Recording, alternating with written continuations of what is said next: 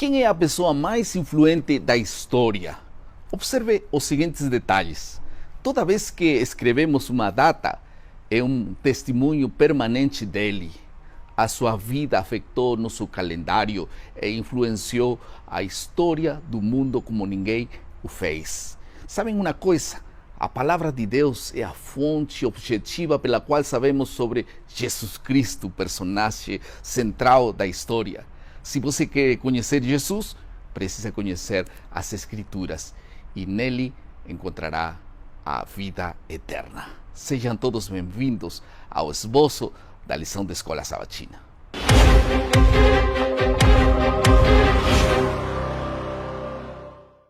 Estamos na lição número 13 e esta é a última lição do trimestre. E o título da lição dessa semana é Vivendo pela Palavra de Deus. No esboço da lição dessa semana, nós veremos apenas duas questões. Em primeiro lugar, falaremos sobre o relacionamento entre o Espírito Santo e a Bíblia. E em segundo lugar, falaremos sobre o relacionamento entre Jesus e a Palavra de Deus. Tudo bem? Vamos ao primeiro assunto, então, a relação que existe entre o Espírito Santo e a Bíblia. O Espírito Santo dá vida à Palavra de Deus e eleva a Bíblia como a norma absoluta e definitiva de tudo o que nós cremos. Quais são as bênçãos de ser guiados pelo Espírito Santo através da palavra? Em primeiro lugar, o Espírito Santo nos ajuda a entender as coisas espirituais, assim diz 1 Coríntios 2, 13 e 14. Em segundo lugar, o Espírito Santo efetua em nós o querer como o realizar segundo a sua boa vontade, assim diz Filipenses 2, 13. Em terceiro lugar, o Espírito Santo produz verdadeiro arrependimento. O Salmo 51 fala disso. Em quarto lugar, o Espírito Santo nos guiará sempre a toda a verdade. João capítulo 16, verso 13. Ninguém é capaz de explicar a palavra de Deus efetivamente sem a ajuda do Espírito Santo. Lembre disso. O segundo assunto da lição dessa semana é a relação que existe entre Jesus e a Bíblia.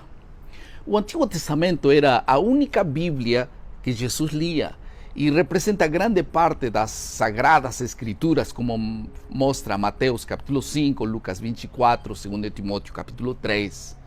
A cosmovisão e os ensinamentos do Novo Testamento baseiam-se na estrutura fornecida no Antigo Testamento.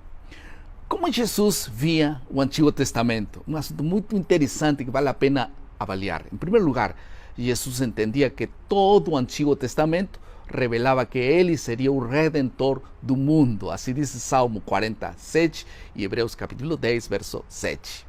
Em segundo lugar, Jesus entendia que o Antigo Testamento falava preeminentemente de seus sofrimentos e glórias. Assim fala o Salmo 22 e 1 Pedro capítulo 1.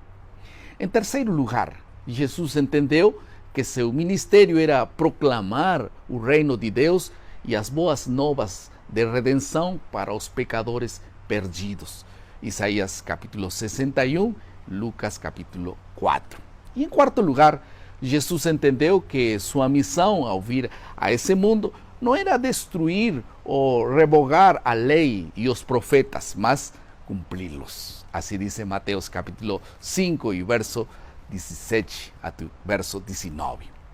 Longe de deixar o Antigo Testamento de lado, Jesus enfatizou que ele veio a cumpri-lo e no processo destacou a relevância duradoura dos ensinamentos do Antigo Testamento para os cristãos de todas as épocas. Algumas convicções que Jesus tinha em relação à bênção de ser guiado pela palavra de Deus. Em primeiro lugar, Jesus enfrentou as tentações com está escrito, Lucas capítulo 4. Em segundo lugar, Jesus reconheceu que não se pode viver sem a palavra de Deus, Mateus capítulo 4, verso 4. Em terceiro lugar, Jesus afirmou que as pessoas erram muito ignorando as Escrituras, Mateus capítulo 29, ou 22, verso 29. E finalmente, Jesus venceu o mal através da oração na primeira hora de cada manhã, na madrugada. Ele buscava a Deus. Algumas aplicações ao final de nosso esboço. Em primeiro lugar, se nós estivermos dispostos a guardar a palavra de Deus ou praticar o que estudamos, não haverá crescimento espiritual e nosso testemunho será enfraquecido porque nossas vidas não estão em harmonia com nossas palavras. Jesus viveu em plena harmonia com a vontade de Deus e é nosso exemplo supremo. Em segundo lugar, memorizar textos bíblicos e repeti-los permanentemente é uma grande força contra as tentações do inimigo. Faça isso. Vai ser uma bênção para você também. Que Deus o abençoe e estabeleça em sua vida o santo hábito da leitura diária da palavra de Deus. Que o Senhor os abençoe. Vamos orar. Querido Pai, muito obrigado pelos ensinos de tua palavra no trimestre que estamos terminando. Por favor, fortalece em nosso coração o hábito da leitura diária desta palavra santa.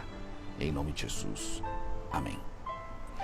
Muito obrigado por estar conosco mais uma vez. Lembre nosso lema: maná, cada dia, cada manhã é alimento para a vida. Que Deus te abençoe.